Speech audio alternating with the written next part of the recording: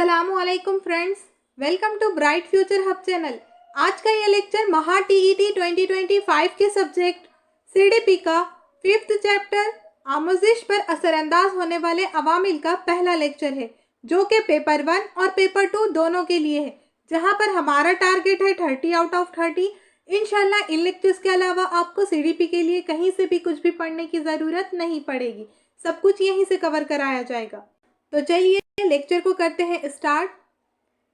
देखिए आज का जो है चैप्टर वो क्या है, आमोजिश पर असरअंदाज होने वाले अवामिल। तो अब हम यहाँ से यही देखेंगे कि जो लर्निंग के अंदर, आमोजिश के अंदर असरअंदाज होने वाले जो इफ़ेक्ट करेंगे फैक्टर्स, उनके बारे में हम डिटेल में देखने जा रहे हैं। तो फर्स्ट है, देखिए विरासत। विरासत क्या करेगी, लर्निंग पर इफ़ेक्ट करती है, असरअंदाज होती है। किस तरह से वो देखेंगे, जिसे हम क्या कहते हैं, हेरिडिटी। देखिए मौरूसी तौर से बाप दादा से मिली हुई मुख्तलिफ खूबियों और खामियों को विरासत कहते हैं। अब विरासत किसे कहते हैं, ये देखिए जो हमारे बाप दादा, जो हमारे पेरेंट्स से जो भी हमें हमारे अंदर क्वालिटीज़ आती हैं, खूबियाँ खामियाँ आती हैं, वो उन सारी चीज़ों को हम क्या कहते हैं, विरासत, हेरिडिटी कहते हैं। For example hair colour, skin colour, हमारी हाइट, ये सारी चीज़ें हमें कहाँ से आती है, हमारे पेरेंट्स से, जेनेटिक्स के ज़रिए, हेरिडिटी इसे कहते हैं हम, जो जेनेटिक्स के ज़रिए हमारे अंदर आती है। तो ये जो चीज़ें हैं इसको हेरिडिटी, विरासत कहते हैं।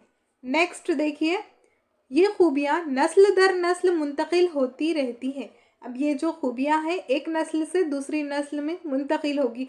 देखिए कभी देखते हैं कि एक नस्ल में चीज़ आई, यानी कि आपके दादा से आपके पापा में आई, आपके वालिद साहब में आई, और आपके वालिद साहब से आपके अंदर आई। कभी कभी ये भी होता है कि आपके दादा के अंदर कोई चीज़ ऐसी होती है, तुम थोड़े से डिफरेंट लगने लगते हो, तो सब कहते हैं कि ये बाबा के जैसे तो है नहीं, तो फिर किसके जैसे है। बाबा के जैसे ना रहकर वो दादा के जैसे भी हो सकते हैं। इधर से तीसरी एक गैप रहकर भी चीज़ें मुंतकिल होती है। तो ये सिलसिला क्या रहता है, नस्ल दर नस्ल मुंतकिल होता रहता है। ये जो मुंतकिल होने का अमल है पहले से ही चलते आ रहा है, और ये चीज़ें होती ही रहती है एक दूसरे के अंदर। आपके वालिद साहब से आपके अंदर आएगी, आपके दादा से आपके वालिद को आई थी, आपके वालिद से आपको आई है, और आपसे आपके बच्चों के अंदर जाएगी। ये सारी चीज़ें हैं, इसे ही विरासत कहते हैं।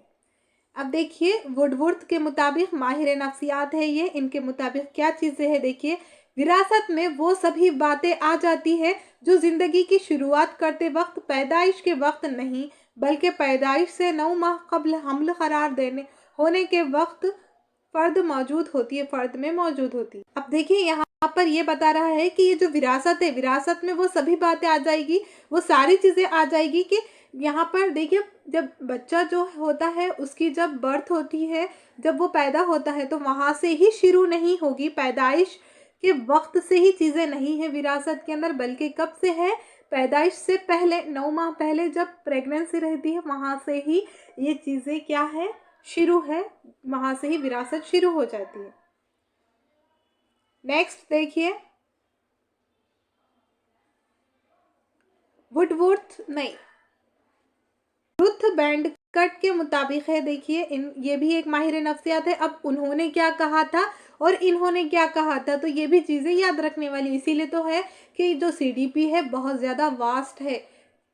ये महा टीईटी के अंदर तो बहुत सारी चीज़ें आपको याद रखने वाली है, समझ में तो आ जाएगी। जैसे सीटेट में आप समझ ले चीज़ों को, थोड़ा बहुत रिवाइज कर लिया हो जाता था, लेकिन यहाँ पर आपको ये चीज़ें, ये देखने के बावजूद आपको चीज़ों को याद भी करना है।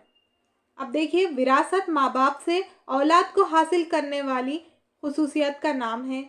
ये विरासत किसका नाम है इन्होंने बताया। अब विरासत के बारे में ही बता रहे हैं इन्हों भी, लेकिन इन्होंने कुछ अलग ढंग से बताया कि विरासत माँ बाप से औलाद में हासिल होने वाली जो भी क्वालिटी रहेगी, वो पेरेंट्स से औलाद के अंदर जो खुसूसियात मुंतकिल होती है, ट्रांसफ़र होती है, उसे क्या कहा है, विरासत कहा है। नेक्स्ट देखिए, डोगल्स और हाईलैंड, इन्होंने देखिए ये भी एक माहिर नफ्सियात है, अभी तक तीसरा है, देखिए ये तीसरे है माहिर नफ्सियात। फ़र्द की विरासत में वो सब जिस्मानी बनावटें, जिस्मानी खुसूसियात और क़ुव्वत शामिल रहती है जिनको वो माँ बाप, दीगर बुजुर्ग या नौ इंसान से हासिल करते हैं, बनी नौ इंसान से हासिल करेंगे। ये भी यहाँ पर भी समझाने वाली कोई चीज़ है नहीं, याद करने वाली चीज़ें हैं सारी की सारी कि इसके अंदर क्या है। जो फ़र्द है, इन्होंने कहा कि फ़र्द के विरासत में वो सभी चीज़ें शामिल है। क्या क्या चीज़ें हैं? जिस्मानी बनावट, यानी कि जो भी स्ट्रक्चर है हमारा, जो हमारी बॉडी है वो किस तरह से हो, पेरेंट्स की तरह होती है। जिस्मानी खसूसियात, जो भी खसूसियात है वो चीज़ें, और क़ुव्वत शामिल होती है। और जो भी क़ुव्वत रहेगी वो भी कहाँ से? पेरेंट्स से ही आती है। वो माँ बाप, दीगर बुजुर्ग या नौ इंसान से हासिल होती है। पेरेंट्स से ही ये चीज़ें हासिल होगी। नेक्स्ट देखिए, जेम्स ड्राइवर के मुताबिक अब इन्होंने क्या किया है, विरासत की किस्में बताई है, टाइप्स ऑफ हेरिडिटी। अब कितने टाइप्स है देखिए, विरासत की 2 किस्में बताई है इन्होंने। देखिए वन बाय वन। इनफरादी विरासत, इंडिविजुअल इनहेरिटेंस। अब इसमें इन्होंने क्या किया, किसने दिया है ये? जेम्स ड्राइवर ने दिया है। इनके मुताबिक इन्होंने 2 किस्में दी है विरासत की। अब विरासत की पहली किस्म में उन्होंने बताया है कि जो है इनफरादी विरासत, इंडिविजुअल इनहेरिटेंस, और सेकंड है समाजी विरासत, सोशल इनहेरिटेंस। अब इंडिविजुअल इनहेरिटेंस, इनफरादी विरासत के अंदर कौन सी चीज़ें आएगी? पहला है जिस्म की साख्त, फिजिकल स्ट्रक्चर। जो भी हमारा फिजिकल स्ट्रक्चर है वो किस में आ गया? इंडिविजुअल, यानी कि इनफरादी विरासत है। तो ये कहाँ से? हमारे पेरेंट्स से हमने आ रही है। और ये चीज़ें हर किसी की अब दूसरों के पेरेंट्स से जाएगी दूसरे बच्चों को, तो वो अलग रहेगी। सेकंड देखिए, आज़ा की साख्त, ऑर्गन सिस्टम, ये भी आता है, मुंतकिल होता है। थर्ड है जहानत, इंटेलिजेंस भी ट्रांसफ़र होती है। किसी कोई पेरेंट्स इंटेलिजेंस है तो उनके बच्चे भी इंटेलिजेंस हो सकते हैं, या फिर कोई जिसके पेरेंट्स हैं वो कम अक्ल है तो उनके बच्चे भी कम अक्ल हो सकते हैं। अब देखिए, समाजी विरासत में कौन सी चीज़ें आएगी। अब ये भी याद रखना है कि जिस्मानी विरासत में इनफरादी विरासत, इंडिविजुअल डिफरेंस में 3 चीज़ें आएगी। पहला है physical structure, second organ system, third है इंटेलिजेंस। और जो है समाजी विरासत, सोशल इनहेरिटेंस के अंदर आएगा। फर्स्ट है लिसानी लैंग्वेज, यानी कि जो हमारी लैंग्वेज है वो समाज से हमें, हमारे अंदर जो हमारी जो लैंग्वेज है देखिए, तो वो हम एक्वायर कर रहे हैं। कहाँ से? समाज से एक्वायर करेंगे वो, हम जहाँ पर हैं। अब देखिए, कोई भी लैंग्वेज को सीख कर आता है क्या? स्टार्ट से नहीं आता है, वो एक्वायर करता है। तो जैसा माहौल देंगे वैसा एक्वायर करेगा। अब यहाँ पर कोई बच्चे को पैदाइश से ही एक बच्चे, 2 जुड़वा बच्चे हैं, एक को मराठी इन्वायरमेंट में रखा गया है, यानी कि वहाँ पर उसके अतराफ में हर कोई मराठी ही लैंग्वेज बोलेंगे तो वो मराठी ही सीखेगा। और दूसरा है इंग्लिश के माहौल में है वो, तो वो इंग्लिश लैंग्वेज को एक्वायर करेगा। तो ये समाजी विरासत के अंदर आ जाएगी, सोशल इनहेरिटेंस में आएगी। सेकंड है देखिए अखलाकी, मॉरलिटी, जो भी अखलाक है किस तरह से है, तो वो भी क्या है? माहौल पर डिपेंड है, सोसाइटी से ही ये चीज़ें आती है। देखिए, एरिया के हिसाब से भी लोगों की पहचान होती है। देखिए, जो हमारा घर होता है वो भी एक छोटी सी सोसाइटी होती है, वहाँ पर भी जिस तरह से है, जैसी फैमिली है, जिस तरह की फैमिली रहेगी बच्चा उस तरह से रहेगा। अब कोई जाहिल जाहिल तो नहीं कहेंगे, यानी जो एजुकेटेड फैमिली रहेगी तो वहाँ पर देखिए उन लोगों के बात करने का अंदाज, रहन सहन वो अलग होगा। और जो नाखवानदा, देखिए उर्दू के टर्म याद रखना है आपको। यहाँ पर सीडीपी में भी एकदम हाई लेवल के उर्दू के लफ्ज़ पूछते हैं। तो जो नाखवानदा है उसको क्या कहेंगे? अनएजुकेटेड जो लोग रहेंगे उनको नाखवानदा कहते हैं, अनपढ़ लोगों को। तो वहाँ का जो उन लोगों के घर का माहौल रहेगा, उन लोगों की जो बात करने की लैंग्वेज देखिए दोनों की भी सेम रहेगी, लेकिन वो बोली में फ़र्क हो जाएगा। यानी उन लोग भी उर्दू में बात करते हैं और वो लोग भी उर्दू में बात करते हैं, लेकिन वो दोनों के बात करने के तरीक़े में, अंदाज में, अल्फाज की अदायगी में बहुत डिफरेंस होगा। तो ये सारी चीज़ें कहाँ से सीख रहे हैं? सोसाइटी से सीखेंगे। तो ये भी किस में आ रहा है? विरासत के अंदर आ रहा है। नेक्स्ट देखिए किरदार की खुसूसियात, और जो किरदार की खुसूसियात है तो ये भी आएगी। तो कैरेक्टर कैसा रहेगा इंसान का, तो ये सारी चीज़ें भी आएगी। तो देखिए, ये इंडिविजुअल है, एक फ़र्द से आती है, और ये समाज से सीखते हैं, और ये विरासत से है। समाज के अंदर अब वो समाज के उनके पेरेंट्स कैसे हैं उस तरह से उनके अंदर चीज़ें आएगी, तो ये भी विरासत के अंदर ही आएगी। अब वन बाय वन डिटेल में देखेंगे। यहाँ पर देखिए पूरा डिटेल में एक्सप्लेन किया हुआ है। फर्स्ट है इनफरादी विरासत। अब इसके अंदर कुछ खुसूसियात एक फ़र्द दूसरे फ़र्द से हासिल करता है, इसे इनफरादी विरासत कहते हैं। इनफरादी विरासत किसे कहेंगे? जहाँ पर एक फ़र्द से दूसरे फ़र्द के अंदर एक फ़र्द क्या करेगा, दूसरे फ़र्द से कुछ जो भी है सारी चीज़ें जो आएगी इनफरादी विरासत के अंदर वो चीज़ों को हासिल करेगा, यानी कि एक फ़र्द से दूसरे फ़र्द के अंदर चीज़ें मुंतकिल हो रही है तो इसे ट्रांसफ़र हो रही है तो इसे इनफरादी विरासत कहेंगे। और इनफरादी विरासत में कौन कौन सी चीज़ें आएंगी देखिए नीचे है। इनफरादी विरासत में जिस्म की साख्त, रंग, आज़ा की साख्त, जहानत वगैरह शामिल होती है। इसके अंदर जिस्म की साख्त यानी कि फिज़िकल स्ट्रक्चर, कलर और आज़ा की साख्त, जहानत, इंटेलिजेंस, ये सारी चीज़ें इसके अंदर शामिल होती है। ये रहेंगे तो इसे क्या कहेंगे हम? इंडिविजुअल इनहेरिटेंस, इनफरादी विरासत। नेक्स्ट देखिए समाजी विरासत। मिजाज, खसलतें, खुसूसियात नस्ल दर नस्ल मुंतकिल होती है। बच्चों में माँ बाप की खुसूसियात खामियाँ भी होती हैं और इनके आबा व अजदाद या दादा दादी एक ख़ास तहजीबी माहौल से बालिग होते हैं। अब यहाँ पर देखिए जो सोशल इनहेरिटेंस है, समाजी विरासत है, इसके अंदर जो मिजाज है, देखिए हर किसी का मिजाज अलग होता है। देखिए किसी के कहते हैं कि वो नरम मिजाज के हैं, उनका मिजाज तीखा है, तो इस तरह से कहते तो वो वाला मिजाज भी समाज से आएगा। और खसलतें जो चीज़ें रहेगी उनकी फिर खुसूसियात जो भी क्वालिटीज़ रहेंगे नस्ल दर नस्ल एक नस्ल से दूसरे नस्ल में ट्रांसफ़र होगी, चीज़ें मुंतकिल होगी, मुंतकिल को ट्रांसफ़र कहते हैं। बच्चों में माँ बाप की खुसूसियात यानी कि पेरेंट्स की जो भी क्वालिटीज़ रहेगी, खामियाँ रहेगी, खूबियाँ रहेगी, वो सारी चीज़ें आती है। और बाबा आबा व अजदाद या दादा दादी एक ख़ास तहजीबी माहौल से बालिग होते हैं, यहाँ पर उनका एक ख़ास तहजीब रहेगी तो वो चीज़ें भी मुंतकिल होगी। नेक्स्ट देखिए ख़ास समाजी माहौल में नशोनुमा पाते हैं और ये क्या करेंगे फिर एक ख़ास समाजी माहौल से जो इन्वायरमेंट है वहाँ पर उनकी डेवलपमेंट होता है, वो नशोनुमा पाते हैं। इस समाजी माहौल का असर बच्चे पर भी पड़ता है। अब जहाँ जैसे पेरेंट्स रहेंगे वैसे ही बच्चे रहेंगे, इसीलिए तो कहा जाता है कि जैसे पेरेंट्स वैसे बच्चे। तो देखिए यहाँ पर जैसा माहौल रहेगा, जैसा समाज रहेगा, जैसा इन्वायरमेंट रहेगा उस तरह से डेवलपमेंट होगी। तो इसी समाज माहौल का असर किस पर है? बच्चों पर भी पड़ेगा, चाइल्ड पर भी पड़ेगा। यह सिलसिला एक नस्ल से दूसरे नस्ल तक हमेशा चलता रहता है।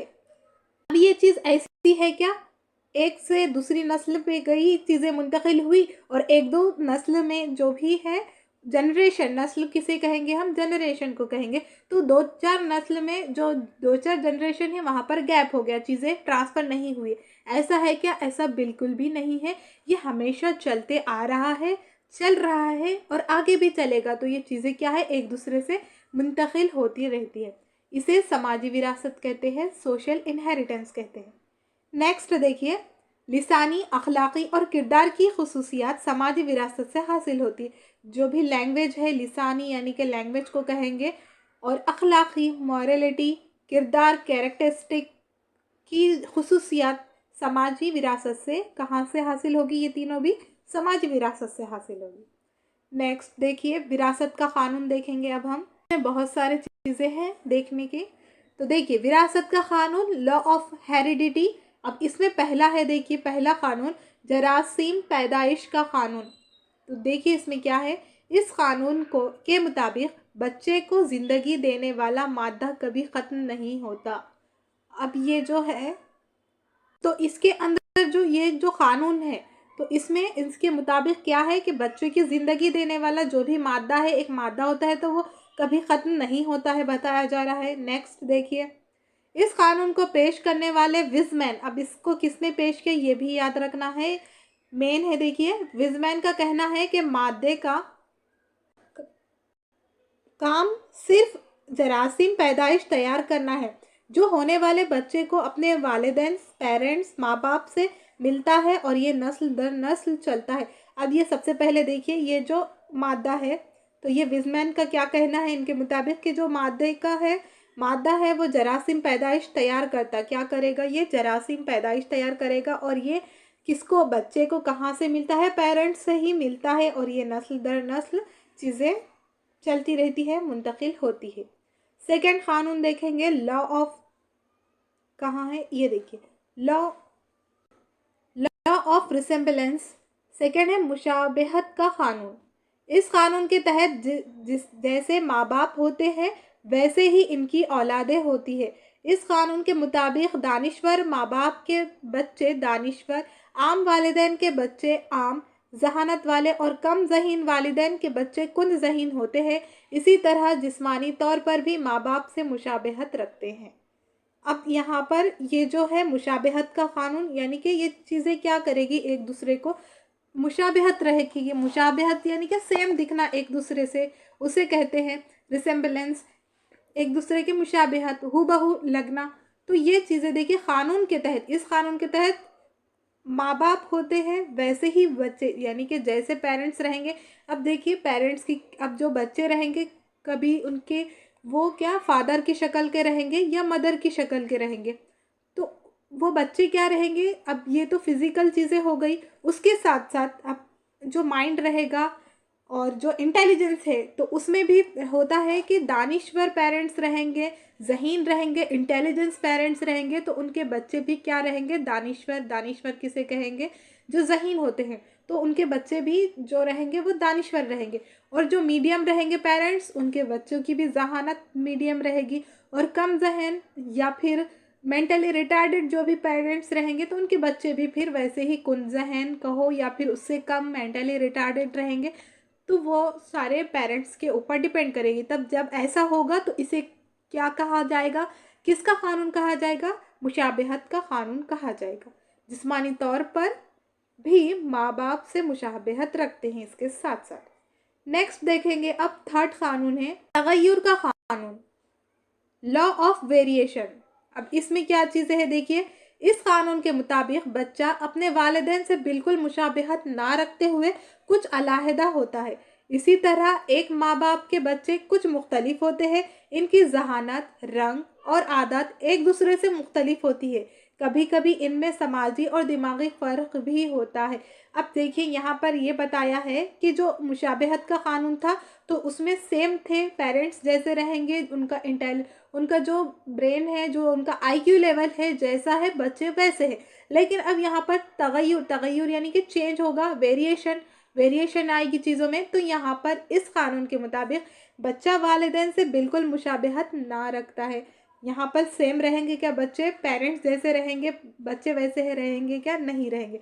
हम देखते हैं बाज़ वक्त क्या होता है कि जो पेरेंट्स हैं उनके बच्चे बिल्कुल अलग होते हैं, पेरेंट्स अलग होते हैं, बच्चे अलग होते हैं। तो इनका जो अलहदा रहेंगे वो इस कानून के अंदर आएंगे कि तगय्युर के कानून में।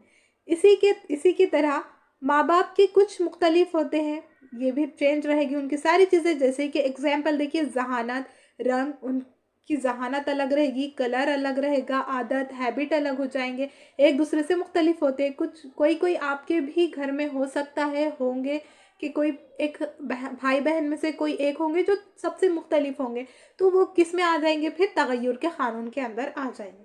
कभी कभी इनमें जिस्मानी और दिमागी फ़र्क भी होगा, साथ में दिमागी भी फ़र्क होगा और जिस्मानी भी फ़र्क होगा। ज़्यादातर तो मुशाबहत देखने में आती है लेकिन तगय्युर भी होता है, इसे हम स्किप नहीं कर सकते। फोर्थ है देखिए, रुजू का कानून, लॉ ऑफ रिग्रेशन। अब इसमें क्या है देखिए, इस कानून के मुताबिक बच्चे में अपने वालिदैन के खिलाफ खूबियाँ पाई जाती है। बकौले सॉरसेन बहुत ज़हीन वालिदैन के बच्चे का कम ज़हीन होने का रुझान और बहुत कम दर्जे के ज़हीन वालिदैन के बच्चों में दर्जे का रुझान होने का रुझान रुजू का कानून होता है। अब देखिए यहाँ पर दोनों को, तीनों को कनेक्ट करके पढ़िए, अच्छे से समझ में आएगा। जो मुशाबहत है तो इसमें क्या हो रहा है, ये जो पेरेंट्स हैं तो बच्चा उनके जैसा एज इट इज़ है, सिमिलर है। दोनों को देखकर कोई भी कहेगा कि हाँ इनका बच्चा ये है, भीड़ में भी आप समझ में आ जाएगा। तो ये मुशाबहत है। सेकंड में क्या हो रहा है, तगय्युर आ रहा है, चेंज आ रहा है कि कुछ चीज़ें पेरेंट्स से डिफरेंट होगी, वो बच्चा डिफरेंट है, अपोजिट नहीं होगा, यहाँ पर अलग होगा। बच्चों में मुख्तलिफ इख्तिलाफात आएंगे, वेरिएशन आएंगे। लेकिन अब ये जो रुजू का कानून है, लॉ ऑफ रिग्रेशन, तो इसमें क्या है देखिए, कानून के मुताबिक बच्चे में अपने वालिदैन के खिलाफ यानी कि अपोजिट चीज़ें आएंगी। और ये किसने बताया है, ये भी जहन में रखिए कि सोरेनसन ने बताया है। बहुत ज़हीन यानी कि जो जिसका आईक्यू लेवल हाई है तो उनके वैसे पेरेंट्स के बच्चे रहेंगे, उनका आईक्यू लेवल लो रहेगा इस लॉ के अंदर। और जो दूसरे रहेंगे जिसका लो है, जिसके पेरेंट्स का लो आईक्यू लेवल है, तो उनके बच्चे हाई आईक्यू लेवल के होंगे। तो बच्चे का दर्जा ज़हीन है यहाँ पर। तो ये क्या हो जा रहे हैं, दोनों एक दूसरे से एकदम अपोजिट हो जा रहे हैं। तो इसे ही क्या कहेंगे फिर, रुजू का कानून कहते हैं। तो लॉ ऑफ रिग्रेशन। नेक्स्ट अब देखिए पूरे कानून, हाँ अब और है आगे इक्तिसाबी। देखिए यहाँ पर इक्तिसाबी सिफात के विरासत आएगा। यहाँ पर विरासत का कानून है ये। Law of inheritance of acquired trait. अब इसके अंदर क्या चीज़ें हैं देखिए।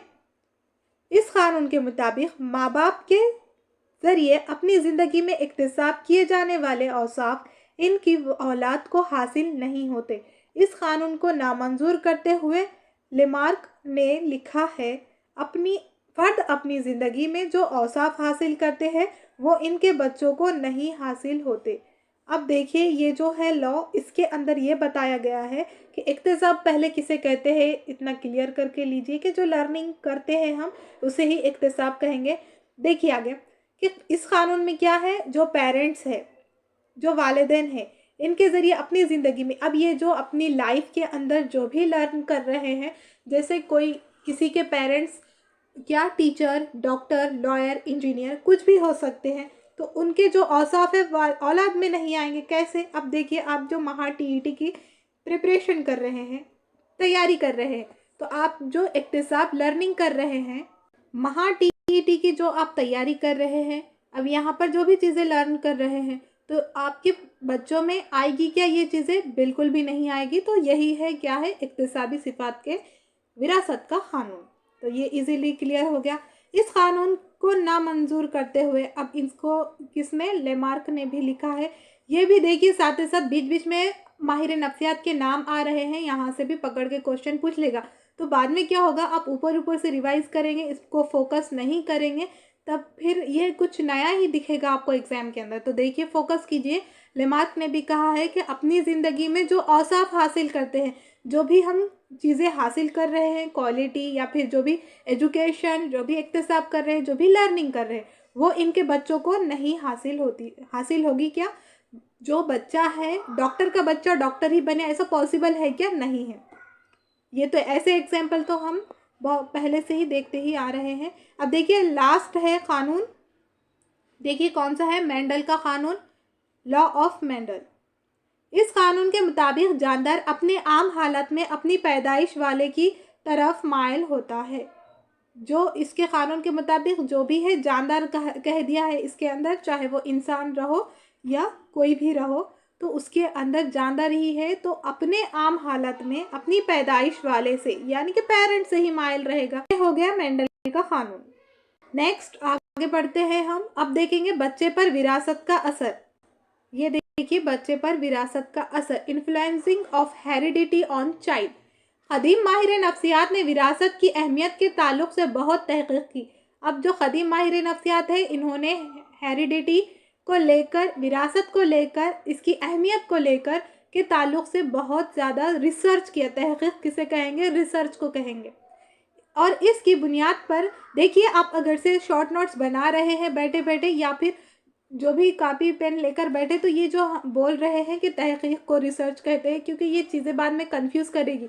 आप रिवाइज करने बैठे, अब बार बार तो आप वीडियो देखेंगे नहीं, एक दो टाइम ही देख सकते हैं आप, फिर आपको रिवाइज करना होता है, दूसरे भी सब्जेक्ट पढ़ना है, तो इसके मीनिंग आप लिख कर ले लेंगे साथ में, तो आपको ईजी हो जाएगा। फिर नहीं तो एक लफ्ज़ समझने के लिए सारी चीज़ें फिर समझ में नहीं आती है, एक लफ्ज़ की वजह से बार बार चीज़ें आती रहेगी। स्टार्ट में आप क्या करेंगे, एक दो लेक्चर में समझ लेंगे चीज़ों के मीनिंग, तो आगे इजी हो जाएगा। यहाँ पर थोड़ी सी उर्दू है ना, अच्छी लेवल की ली हुई है, और ऐसे ही लेवल में एग्ज़ाम में भी आती है, यही उर्दू आती है। और इसकी बुनियाद पर कुछ नताइज अख्ज़ किए हैं जो मंदरजा झेल है। अब इनके मुताबिक मंदरजा झेल नताइज अख्ज़ किए हुए हैं अब यहाँ पर माहिर नफ्सियात के मुताबिक दिए हुए ये वाली जो भी चीज़ें हैं सारी की सारी याद करने वाली है। देखिए, फर्स्ट है बुनियादी क़ुव्वतों पर विरासत का असर। बुनियादी क़ुव्वतों का माक़िस विरासत है, एक्सप्लेन करना कुछ है नहीं यहाँ पर। जो भी है विरासत का असर किसने दिया है, ये थॉर्नडाइक ने दिया है। सेकेंड, जिस्मानी खूबियों पर विरासत का असर, जो फिजिकल स्ट्रक्चर है उस खूबियों पर विरासत का असर किसने बताया है, कार्ल पैटरसन ने बताया है। अब ये इन्होंने मतलब बताया बोले तो इस चीज़ों पर इन्होंने रिसर्च की है। नेक्स्ट देखिए, थर्ड है नस्ल का विरासत पर असर, जनरेशन के बारे में किसने, क्लिनबर्ग ने। और फोर्थ है पेशा वाराना लियाकत का विरासत पर असर, इकोनॉमिकल स्टेटस, कैटल ने। फिफ्थ है जिस्मानी हैसियत पर विरासत का असर। सिक्स है किरदार पर विरासत का असर, डेगडेल ने बताया है सिक्स वाला। और सेवेंथ है देखिए अजमत पर विरासत का असर, जिसे ग्रेटनेस कहेंगे अजमत को, तो इस ये किसने, ग्लेटन ने बताया है ना। एट है देखिए अक्ल पर विरासत का असर, ये वाला गोडार्ड ने बताया। आगे है नेक्स्ट, विरासती मादों के इत्तेहाद का नाम विरासत है। विरासती मादों के इत्तेहाद का नाम विरासत है, ये टर्म याद रखिए। नेक्स्ट देखिए, मौरूसी खुसूसियात या पैदाइशी सलाहियतों को बेहतर तरीके से इस्तेमाल करना यानी तालीम। अब ये जो मौरूसी खुसूसियात है, हेरिडिटी की तरफ से जो भी चीज़ें हैं, या पैदाइशी सलाहियतों, पैदाइशी सलाहियत पैदाइश से जो चीज़ें आ रही है बेहतर तरीके से इस्तेमाल करना यानी तालीम है। यानी जो भी मिल रही है हमें फ्री में, हेरिडिटी से जो विरासत से चीज़ें हमें हासिल हो रही है, बिल्कुल फ्री में हासिल हो रही है, तो वो चीज़ों का बेहतर तरीके से उसको जो भी क्वालिटी रहेगी। आप देखिए आपके अंदर आपके पेरेंट्स का आईक्यू लेवल हाई है और आपको भी मुशाबहत के क़ानून के ज़रिए, या फिर जो यहाँ पर मुशाबहत में तो सेम होते हैं, चीज़ें मुंतकिल होती है, रुजू नहीं, तगय्युर नहीं, बल्कि मुशाबहत के ही ज़रिए। देखिए एज इट इज़ पेरेंट्स का आईक्यू लेवल हाई है तो आपका भी हाई हो गया है, आपको भी हाई आईक्यू लेवल आ गया है, तो इसका आप कुछ यूज़ नहीं करेंगे तो फ़ायदा है क्या, नहीं। आपको बेहतर तरीके से इस्तेमाल करना, इस चीज़ को आपने यूज़ में लाए, सारी चीज़ों को अच्छे से परफॉर्म करें, तो इसी का नाम क्या रहेगा, फिर तालीम में आप एजुकेशन में आगे बढ़ेंगे, तो ये चीज़ें फिर वहाँ पर फ़ायदेमंद रहेगी। नेक्स्ट, अदरवाइज़ आप इस्तेमाल नहीं करेंगे तो फिर वो चीज़ें बेकार हो जाएगी। अब नेक्स्ट है माहौल, इन्वायरमेंट। देखिए आमोजिश और ज़ाती तरक्की में जिस तरह विरासत की अहमियत है, अब ये जो है देखिए पहले इसका बेहतर तरीके से इस्तेमाल से ये भी मुराद रहेगा कि राइट वे में, इंटेलिजेंस यानी कि सबके पास अच्छे से अच्छा नॉलेज भी होता है, और हर किसी के पास, अब किसी का लेवल हाई है तब भी उसको समझ अच्छी है, लेकिन वो गलत ट्रैक पर चले जाएगा, गलत रास्ते में चला जाएगा, तो वो चीज़ें फिर फ़ायदेमंद होगी क्या, नहीं। तो सही वे में, सही रास्ते पर बेहतर तरीके से इस्तेमाल करने का नाम यानी तालीम, एजुकेशन में आएगी चीज़ें। अब ये माहौल के अंदर देखिए आमोजिश और ज़ाती तरक्की में जिस तरह विरासत की अहमियत है, यानी लर्निंग के अंदर ज़ाती सेल्फ, आपकी खुद की तरक्की के अंदर, डेवलपमेंट के अंदर जिस तरह विरासत, हेरिडिटी की अहमियत है, इसी तरह तलबा के अतराफ़ का माहौल भी अहम है। अभी हमने ऊपर भी एक्सप्लेन किया था कि जो भी इन्वायरमेंट है वो इफ़ेक्ट करता है। दो जुड़वा बच्चों का समझे थे हमने कि एक को इन्वायरमेंट अलग दिया, नहीं, जुड़वा बच्चों का तो लैंग्वेज पे था। फॉर एग्जाम्पल जो एजुकेटेड फैमिली है और जो अनएजुकेटेड फैमिली है उसके अंदर देखा था फ़र्क कि उनकी जो रहन सहन रहेगा, उनकी जो लैंग्वेज रहेगी वो अलग रहेगी, और जो एजुकेटेड है उनकी अलग, जो अनएजुकेटेड है उनकी अलग है, तो दोनों के अंदर है। और वो सोसाइटी कैसी है, वो कहाँ रहते हैं, उनका इन्वायरमेंट कैसा है, घर का माहौल कैसा है, तो ये सारी चीज़ें इफ़ेक्ट असर होगी इस पर। तो माहौल भी एक अहम चीज़ है, ये सारी चीज़ें भी इफ़ेक्ट करती है, क्योंकि आपका जो हर किसी का जो डेवलपमेंट होता है हेरिडिटी प्लस इन्वायरमेंट, दोनों के मिलाप से ही, दोनों के कॉम्बिनेशन से ही चीज़ें होती है। नेक्स्ट है देखिए अतराफ़ का माहौल भी अहम है। और लास्ट है माहौल इंसान की शख्सियत को बनाता है, जो भी इन्वायरमेंट है पर्सनालिटी को बनाता है। आपका माहौल जैसा रहेगा, अब एक क्लास में बच्चे पढ़ते हैं लेकिन अलग अलग इन्वायरमेंट से भी आते हैं बच्चे, तो एक क्लास में पढ़ने के बावजूद, एक ही लेवल के रहने के बावजूद, एक ही एज के रहने के बावजूद, सेम टीचर्स से पढ़ने के बावजूद क्या होगा, उनके अंदर उनकी पर्सनालिटी, उनकी शख्सियत अलग अलग क्यों है, क्योंकि उनका इन्वायरमेंट, माहौल अलग है। तो ये चीज़ें डिपेंड करती हैं। आज के लिए इतना ही है, अब यहाँ पर हम रुकेंगे। और आप चैनल पर नए हैं, अभी तक आपने चैनल को सब्सक्राइब नहीं किया है तो जल्द चैनल को सब्सक्राइब कीजिए, साथ ही साथ बेल आइकन को भी प्रेस कीजिए ताकि हर आने वाली नई नोटिफिकेशन सबसे पहले पहुंचे आप तक। कोई भी डाउट हो तो कमेंट्स बॉक्स में ज़रूर लिखिएगा।